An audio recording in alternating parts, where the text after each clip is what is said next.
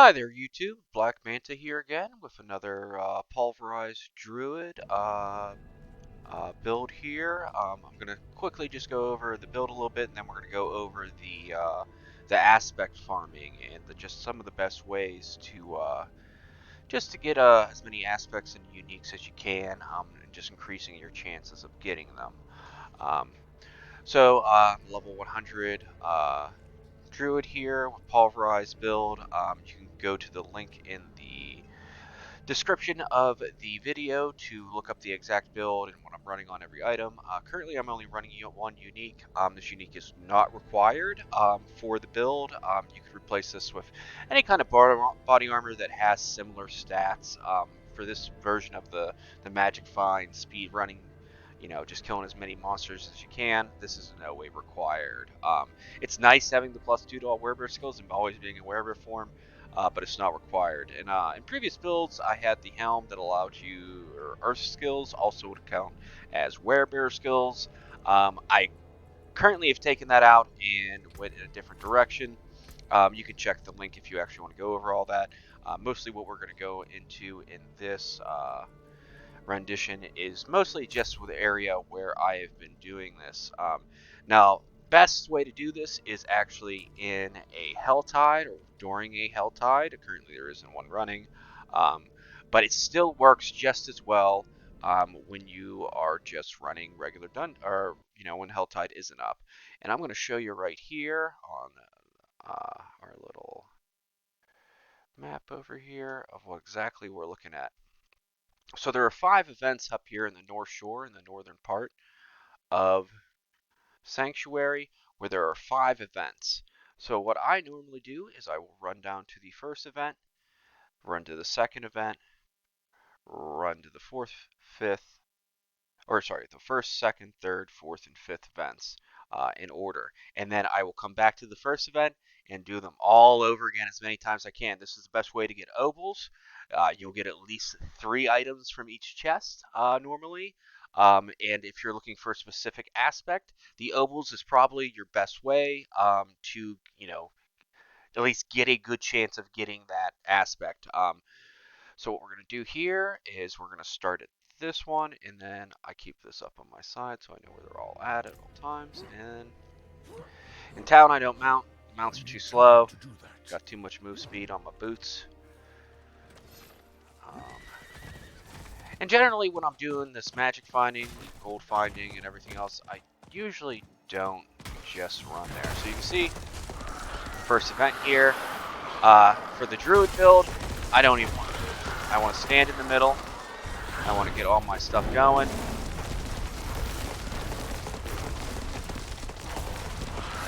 Now you see I'm using some storm skills now into this build, like Hurricane and the Cyclone armor. Those are mostly to help me push higher tier levels. There's some damage reduction and stuff that those skills do, where like Earthen Bulwark just doesn't have it. It's nice as an unstoppable, but its actual ability to do anything other than just get you out of a stun is worthless. It doesn't give you enough shield to actually prevent any real damage at the higher levels. And just, it is very helpful. So I've been, as I said, I'm running Hurricane now, and when I'm just farming stuff, I have the second node for each one of these skills are just applying vulnerable. The Druid has a hard time making everything vulnerable for a long period of time. So the 8 seconds while vulnerable after being hit by the Whirlwind is nice. And the additional, anyone who's pushed back is made vulnerable with the Cyclone armor. Also very helpful. As you can see, they do turn me back to human form, even though I am mostly always in bear form. But it's still very, very good to have. So let's go here. Not too much gold here on the outskirts.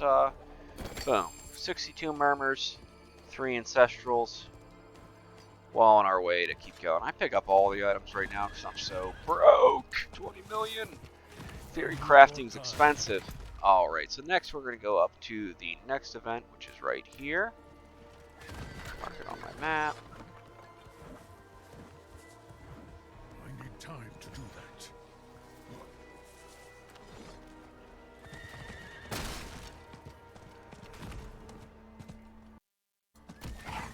I need more time. Will you help me, stranger? Let's start the next event.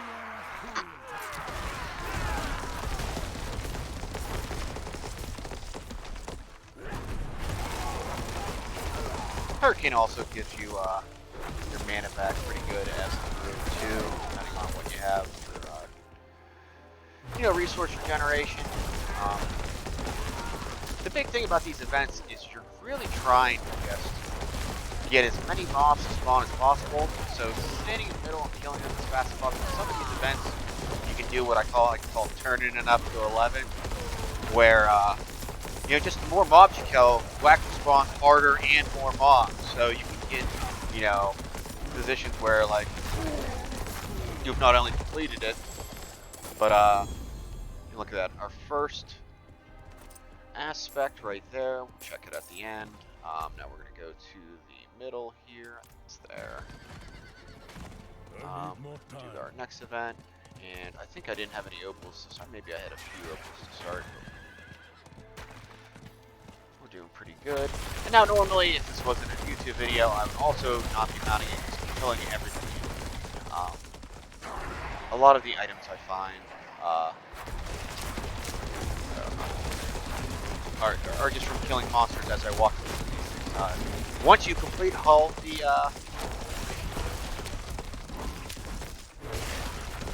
events in one zone, sometimes it takes a little while for the next ones to spawn.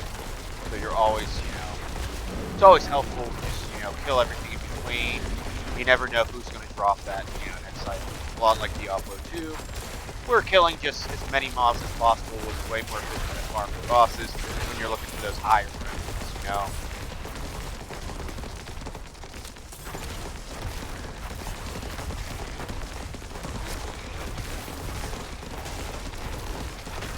Now, I know a lot of people said they've had issues finding the pulverize, the shockwave aspect. I agree, it is the hardest aspect to find, but it's not required for the build. Is it nice that I don't have to walk up to every single one of these guys and hit them? Yes, but if I stand on people and even look the other way, they'll still die. It just makes it easier and faster doing it this way. I don't think I concentrate on actually finishing the event, but that's fine. Some more items. Up here, let's collect all the gold on the edge. Guess I'm brokey. I need time to do that. Alright, next event's over here. So right now we're already only 8 minutes into this video, and we've done 3 events. I need more time. We've gotten around 200 obols, and about almost half an inventory full of items. Only one aspect so far.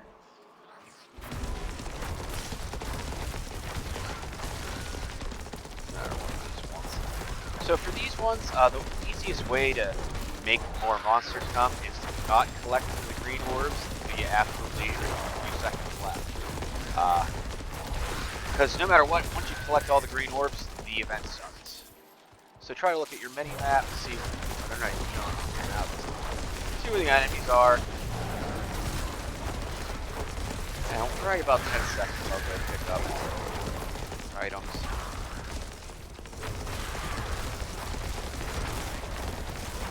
As you can already see, the event is starting to turn up. It's kind of a short event. 8 seconds left. Go around the edge. Let's clean up all the souls so that we can complete the event. Boom, event completed. Where did he go?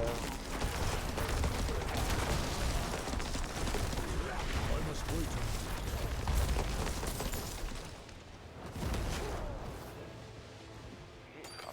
Nothing.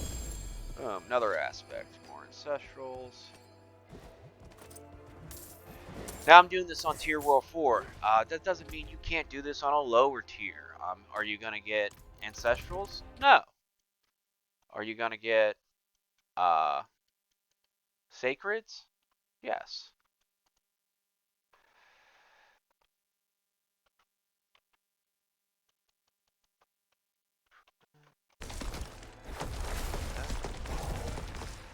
Macro key set up to do nothing except for crash everything.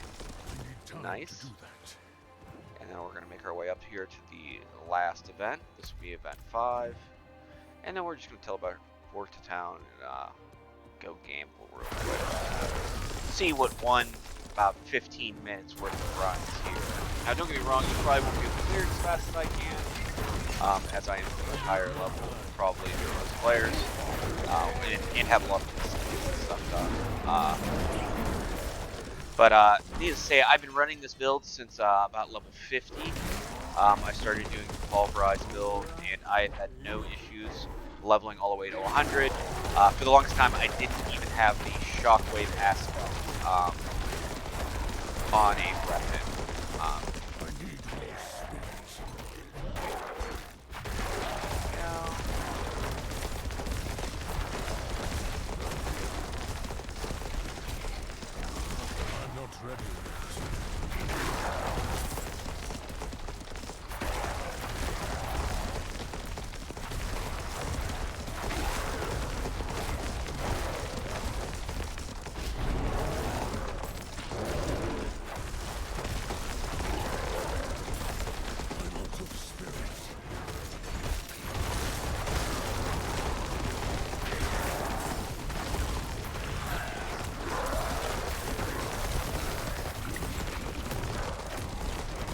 You also see that I still have debilitating ore in my repertoire for when I'm in Grizzly Raid. That's because I have that. It's helpful in the when you're running really high tier sigils. So far, I've done up to a 80 Nightmare Sigil with this build. Higher than 80 is definitely possible with this build exactly as it is. As I said, I am going to be reworking the build to do with the level 100 sigils, as they are just a real beast. And I've been able to get to some of the bosses and stuff like that. It's more of a lottery ticket when you do those high level sigils, because you're really looking for exact, affixes on the sigil to make it easier, essentially. Even though they all make it harder, there's certain ones that do make it that aren't as hard as others. So there we go. We got 340 obols. It took us about 13 minutes, and that's while I'm sitting here talking.